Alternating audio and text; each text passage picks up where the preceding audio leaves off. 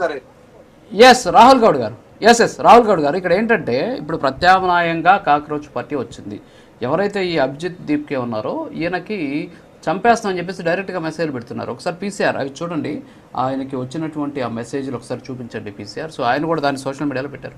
అంటే ఏంటి, రాజకీయాల్లో పార్టీలు పెడితే చంపేస్తారా అంటే, ఈరోజు దేశంలో కొత్తగా వస్తే చంపేస్తామని చెప్పేసి బెదిరింపులు ఏంటి, ఇది కూడా ఒక స్టడ్డా, లేకపోతే నిజంగానే అలాంటి బెదిరింపులు వస్తున్నాయి అనుకోవచ్చా, లేకపోతే కాక్రోచ్ పార్టీని చూసి మీరు చెప్తున్నట్టు అధికార పార్టీ అయినటువంటి బీజేపీ భయపడుతుంది, ఏమంటారు? ఒకసారి చూడండి, అది ఆ పక్కన ఆయనకి చంపేస్తామని చెప్పేసి వచ్చినటువంటి మెసేజ్ చెప్పండి సార్. సార్ ఇప్పుడు ఒక పార్టీ అనేది పెట్టడం, ఒక ఆశ్చర్యం గురి చేయడం, అంతమంది ఫాలోవర్స్ రావడం ఎవరైనా ఓర్వరు సార్. ఎందుకంటే ఆ అధికార పార్టీ నాయకులు ఇప్పుడు ఈ రోజు బలం ఉంటది, ఆ బలానికి ఒత్తిడిగా చేస్తారు కాక్రోచ్ పార్టీ. దాన్ని చూసినా అర్థమైపోతుంది కదా సార్, మనం ఆల్రెడీ చూసినాం కూడా.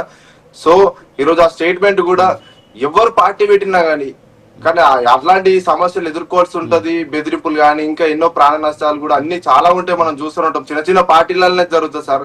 అది ఈ రోజు నేషనల్ లెవెల్ గా వరల్డ్ వైడ్ గా ఒక చర్చ జరుగుతుందంటే అట్లాంటి పార్టీలకి ఎంతో మంది బెదిరిస్తుంటుంటారు, పోతుంటుంటారు. వాటన్నిటిని కూడా పట్టించుకుంటూ కూడా పార్టీ ముందడుగు పోదని నా ఒక అభిప్రాయం.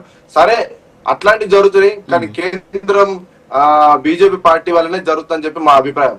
ఈ రోజు కాంగ్రెస్ పార్టీ ప్రతిపక్షంలో ఉన్నా గానీ ఎవరినైనా స్వాగతిస్తాం మేము. ఇంకెన్ని పార్టీలు పుట్టినా కానీ దాన్ని స్వాగతిస్తాం, మేము పోరాటం చేస్తాం దేశ ప్రజల కోసం. మా కాంగ్రెస్ పార్టీ అధికారం రావడానికి కోసం, మా నాయకుడు ప్రధానమంత్రి కావడానికి కోసం మేము ఎందాకనైనా పోరాటం చేస్తాం.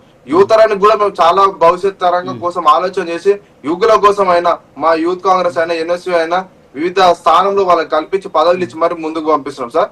సరే అదే విధంగా ఈ రోజు కాంగ్రెస్ పార్టీ ముందుకు వచ్చింది సార్, దాన్ని కూడా మేము దాన్ని వెల్కమ్ అని అంటున్నాం కదా సార్. మేము వ్యతిరేకం అంటే మేము అనేది సమస్యలు వస్తుంటాయి, ఉడుదుడుకులు వస్తుంటాయి కొత్త పార్టీ కాబట్టి ఎంతో మంది. ఇప్పుడు ఏంటిది, కాంగ్రెస్ స్పాన్సర్డ్ పార్టీ. రెండవది వచ్చేసి పాకిస్తాన్ మూలాలతో పుట్టినటువంటి పార్టీ అని చెప్పేసి ఇంకో ప్రచారం కూడా జరుగుతూ ఉన్నటువంటి పరిస్థితి.